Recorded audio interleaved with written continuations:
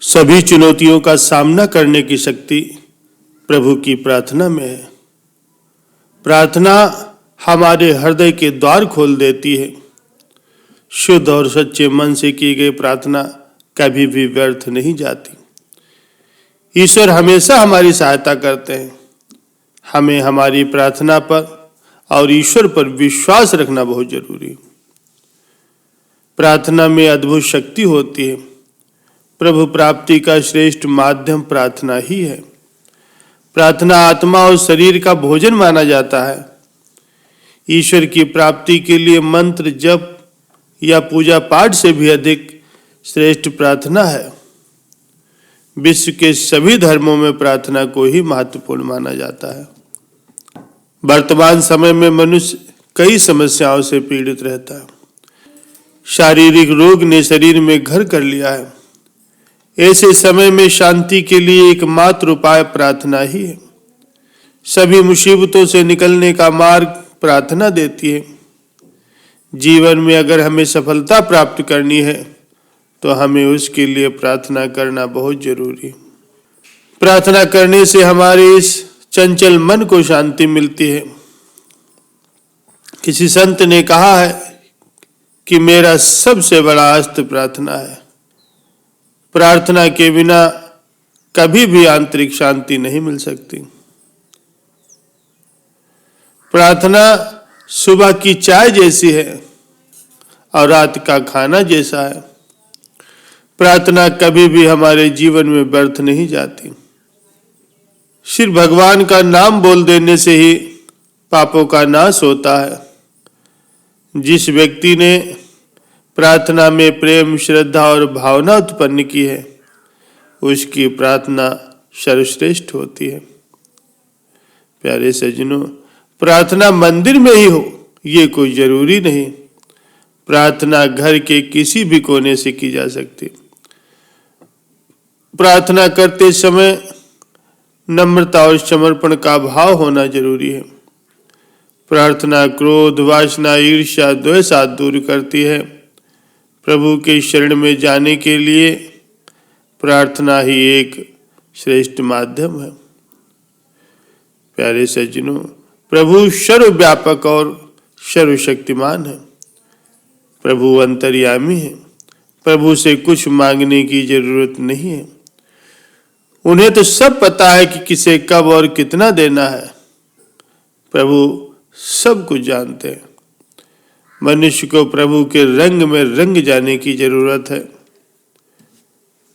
प्रार्थना एक ऐसी शक्ति है जिसके माध्यम से हम बड़ी से बड़ी मुसीबतों से भी बाहर निकल सकते हैं। प्रार्थना प्रभु के दर्शन की एक अद्भुत दिव्य शक्ति का अनुभव कराती है। निरंतर प्रार्थना करने से प्रभु की प्राप्ति का आनंद मिलता है। कभी जीवन में अनचाही मुसीबतों का सामना यदि करना पड़ जाए, चाहे वो आर्थिक हो या शारीरिक हो या फिर पारिवारिक हो, जिनका कोई हल न निकल रहा हो, तो उसके लिए प्रार्थना ही सर्वश्रेष्ठ साधन है। ईश्वर की प्रार्थना करने से ईश्वर की कृपा की प्राप्ति होती है। और जब हम उन समस्याओं से बाहर निकल जाते हैं, हमारे संकट टल जाते हैं, तो हमारा मन ये सोचता है कि ये कोई साधारण घटना नहीं थी। जरूर ये किसी देवी शक्ति का प्रागट्य था। ईश्वर का साक्षात्कार है जो ईश्वर ने हमारी सहायता के लिए किसी को भेजा। इसी प्रकार से प्रार्थना में ऐसी शक्ति होती है जो हमें हर पल प्रभु के साथ होने का अनुभव कराती है। लेकिन फिर भी हम उन कई सारी बातों से अनजान रहते हैं।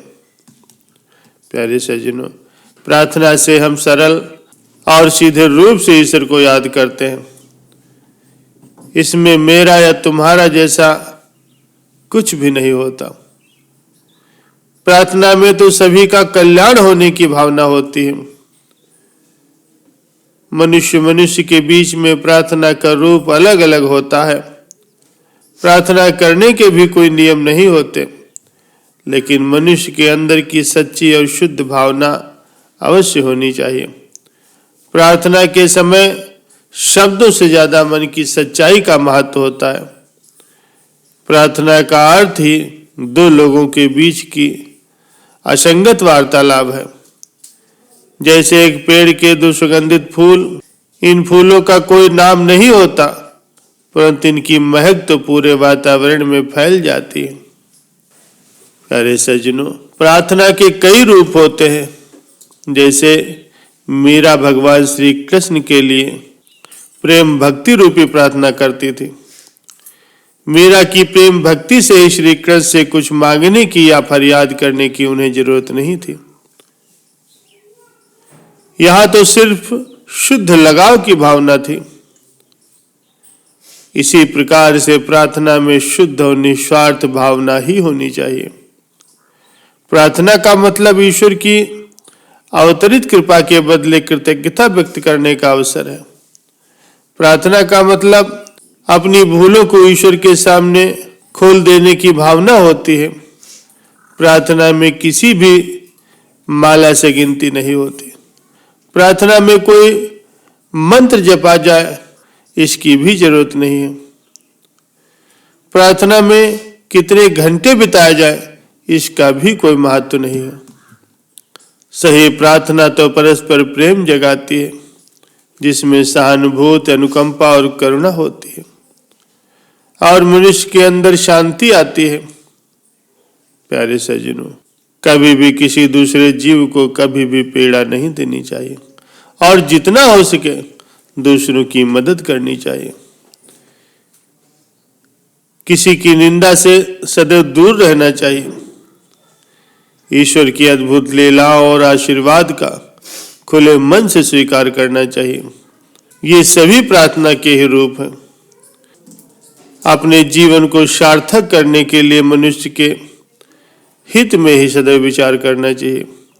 कल्याणकारी और कर्तव्य पर लगे रहने वाले व्यक्ति का जीवन ही सच्ची प्रार्थना है। प्रार्थना सभी का मंगल चाहने की भावना है, जो सीधे हमें प्रभु से जोड़ती है।